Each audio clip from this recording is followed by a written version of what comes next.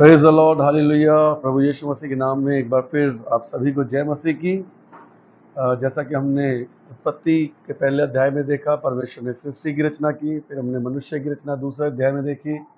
तीसरे अध्याय में हमने देखा कि किस प्रकार से मनुष्य पाप में पड़ा और परमेश्वर ने उसे अदन की वाटिका से बाहर निकाल दिया। आज हम चौथे अध्याय में चलेंगे, जहाँ पर हम देखेंगे अब आदम से लेकर के और लिमिक तक की 7 पीढ़ियाँ, किस प्रकार परमेश्वर ने 7 शब्द को आदम के जीवन से सिद्ध किया। और इससे पहले कि हम आगे चले, हम चौथे अध्याय की पहली आयत में देखेंगे। तब लिखा है, जब आदम अपनी पत्नी हवा के पास गया तो उससे गर्भवती होकर उसने बच्चों को जन्म दिया और कहा, यह मैंने यहोवा की सहायता से एक पुरुष पाया है। फिर उसने उसके भाई हाबिल को जन्म दिया। और इस प्रकार से हम यहाँ देखते हैं कि आदम का वंश शुरू हुआ। पहला बेटा उसके कैन हुआ और दूसरा हाबिल।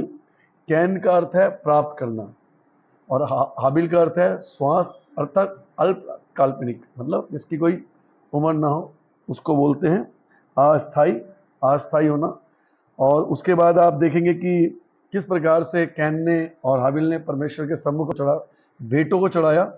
और भेंटों में हाबिल जो था वो पहलौठे लेके आया अपने जानवरों के, और जो कैन था उसने प्रभु के आगे सिर्फ भेंट चढ़ाई। यहाँ ये नहीं लिखा पहली भेंट लेके आया या पहली उपज लेके आया।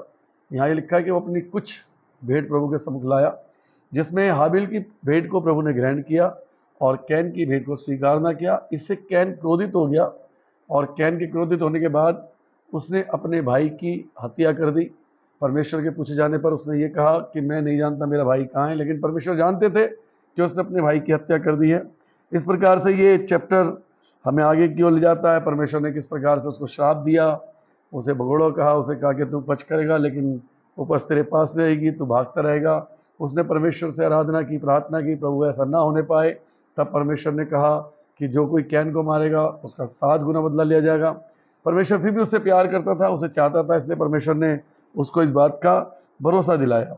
उसके बाद अगर हम कैन के वंश में जाएं तो आगे लिखा है, तब कैन यहोवा के सम्मुख से निकल गया और नौद नामक देश में जो अदन के पूर्व है रहने लगा।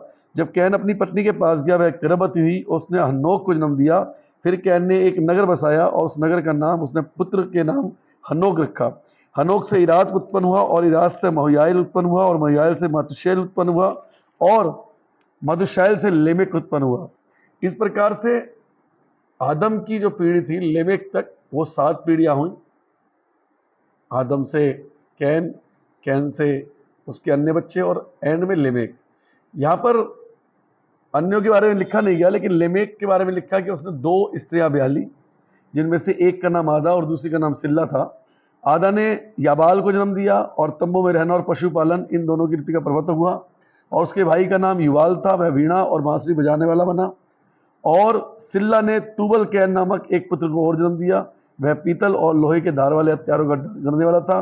तूबल कैन की बहन नामा थी। और लमेक ने अपनी पत्नियों से कहा, हे आदा, हे सिल्ला, मेरी सुनो, हे लमेक की पत्नियों, मेरी बात पर कान लगाओ। मैंने एक पुरुष को जो चोट लगाता था, अर्थात एक जवान को जो मुझे घायल करता था, घात किया है। जब कैन का बदला 7 गुना लिया जाएगा तो लिमेक का बदला 70 गुना लिया जाएगा। यहाँ पर ध्यान देने वाली बात यह है कि जो कैन था उसने अपने भाई का खून बहाया था, उसकी हत्या की थी, उसको घात किया था। और लिमेक अपने मुंह से बात कहता है, क्योंकि जानता था कि लिमेक के साथ क्या बदला लिया जाएगा, क्योंकि परमेश्वर लिमेक से प्यार करते थे और कैन से ही प्यार करते। तो कैन को प्रभु ने माफ किया और जो उसे कहा था कि तू भागेगा जरूर लेकिन तेरी कोई हत्या नहीं करेगा, अगर तेरी कोई हत्या करेगा तो वो 7 गुना फल पाएगा। इसी प्रकार लिमेक ने भी यही किया, क्योंकि लिमेक कहीं ना कहीं खुदा को मानता था। उसने कहा कि परमेश्वर शायद अगर मेरे साथ कोई घात करेगा तो वो उसका 70 गुना बदला लेगा। उसके बाद आदम का फिर जिक्र आता है। इस पीढ़ी के बाद आदम फिर अपनी पत्नी के पास गया, उसके एक पुत्र को जन्म दिया और उसका नाम शेत रखा। परमेश्वर ने मेरे लिए हाबिल के बदले, जिसको कैन ने घात किया था, एक और वंश सजा दिया है। जो हाबिल मारा गया था, परमेश्वर ने आदम को हाबिल के रूप में, जो आदम ने कहा कि मेरा एक बेटा मारा गया हाबिल, जिसको कैन ने मार दिया, उसकी जगह मुझे शेत को दिया गया है। शेत के भी एक पुत्र उत्पन्न हुआ, उसका नाम एनोस रखा। और उसी समय से लोग प्रार्थना करने लगे।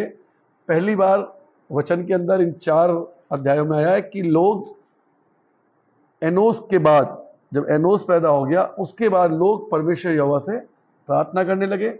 इस प्रकार इस चैप्टर में हमने देखा कि परमेश्वर ने आदम की पीढ़ी को एनोस तक बढ़ाया और एनोस के बाद लोग का विश्वास परमेश्वर में जागा और लोग जो थे वो परमेश्वर की प्रार्थना करने लगे। तो यीशु मसीह के नाम से आप सबको आशीष मिले।